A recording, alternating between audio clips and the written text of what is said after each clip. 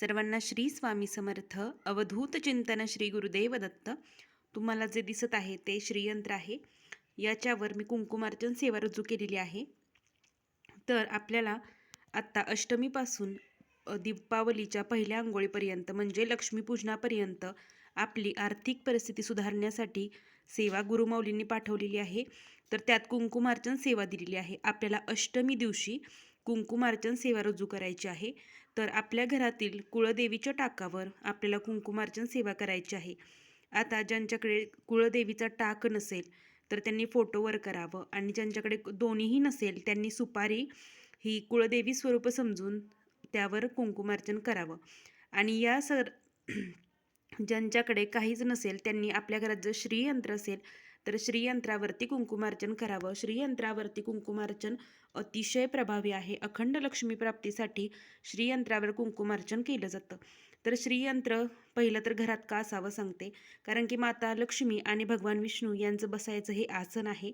आणि ज्या घरात श्रीयंत्राची पूजा नित्य नियमाने केली जाते तिथून लक्ष्मी माता कधीही नाराज होऊन जात नाही.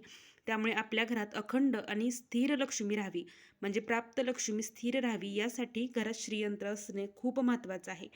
तर श्रीयंत्र हे असण्यामुळे आपल्या घरात शुभ लक्ष्मीचा निवास होतो. आणि श्रीयंत्राने काय होतं, श्रीयंत्र पूजनाने आपल्या कुटुंबातील ताणतणाव दूर होऊन आपल्या घरात मंगलमय, आनंदी, उत्साहाचं वातावरण राहतं.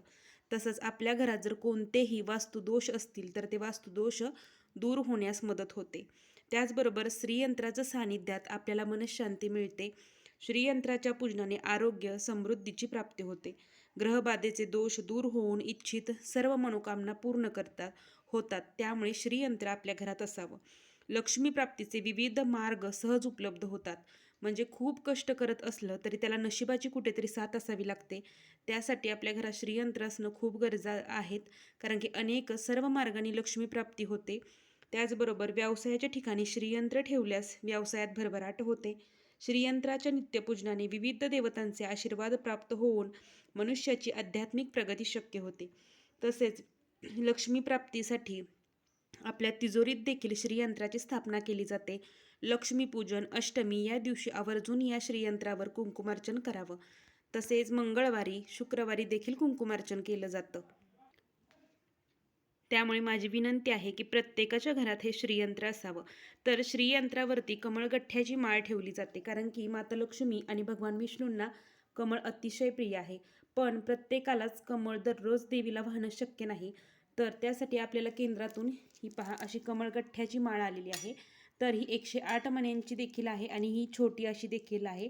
तर माझं श्रीयंत्र हे छोटं आहे त्यामुळे मी छोटी माळ घेतलेली आहे. पण तुमचं श्रीयंत्र मोठं असेल तर तुम्ही 108 मण्यांची माळ घ्या. मीही घेणार आहे. आणि 108 मण्यांच्या माळेवर आपल्याला लक्ष्मीचा बीज मंत्र, विष्णू गायत्री मंत्र या देखील सेवा घेता येतात. त्यामुळे तीही माळ आपल्याकडे आवर्जून असावी. आणि ही माळ आपल्याला श्रीयंत्रावर पूजन झाल्यानंतर, कुंकुमार्चन झाल्यानंतर या पद्धतीने अशी ठेवायची असते. या पद्धतीने. त्यामुळे श्रीयंत्र आणि त्याच्यावर ठेवण्यासाठी कमळगठ्ठ्याची माळ ही आपल्याकडे असलीच पाहिजे. तर आता श्रीयंत्र कधी साफ करायचं? तुम्ही महिन्यातून एकदा किंवा अष्टमीला कुंकुमार्चन सेवा झाल्यानंतर दुसऱ्या दिवशी श्रीयंत्र व्यवस्थित साफ करून ठेवलं तरी चालेल. कुंकुमार्चन केलेलं श्रीयंत्र असंच नेहमी देवाऱ्यात असावं. ते कधीही खाली ठेवू नये. एका डिशमध्ये तांदूळ घेऊन किंवा एखाद्या लाल वस्त्रावरती तुम्ही ते ठेवावं. खाली कधीही ठेवू नये.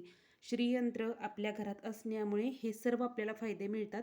त्यामुळे दिवाळीच्या पूर्वी धनत्रयोदशी दिवशी किंवा लक्ष्मीपूजना दिवशी तुम्ही या श्रीयंत्राची स्थापना आपल्या घरात आवर्जून करावी. आणि अष्टमीला म्हणजे 5 नोव्हेंबरला आपल्याला कुळदेवीच्या टाकावर किंवा श्रीयंत्रावरती किंवा देवीचा फोटो या कोणत्याही एका गोष्टीवर आपल्याला कुंकुमार्चन सेवा ही लक्ष्मी प्राप्तीसाठी, आर्थिक समस्या दूर होण्यासाठी करायच्या आहेत. आता श्रीयंत्रावरती आपल्या हाताच्या करंगळी शेजारचं हे बोट, ज्याला अनामिका म्हणतात, आणि अंगठा या 2 बोटांनी आपल्याला कुंकुमार्चन करायचं असतं. आणि बऱ्याच ठिकाणी या 3 बोटांनी देखील केलं जातं. आणि जेव्हा आपण लक्ष्मीला, महालक्ष्मी, त्याचबरोबर कुळदेवीचं टाक, फोटो व सुपारीवर कुंकुमार्चन करतो तेव्हा 5ही बोटांनी आपल्याला कुंकू देवीवर असं व्हायचं असतं. कुंकुमार्चन म्हणजे काय?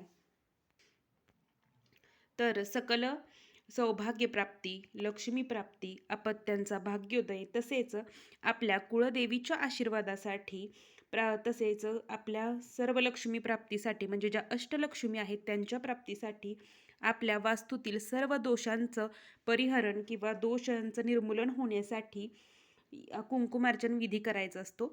हा कुंकुमार्चन विधी घरातील कुळस्त्रीने करायचा असतो. तर आता पाहूयात कुंकुमार्चन कसं करायचं. तर श्रीयंत्रावर या पद्धतीने या 2 बोटात कुंकू घ्यावं आणि असं व्हावं.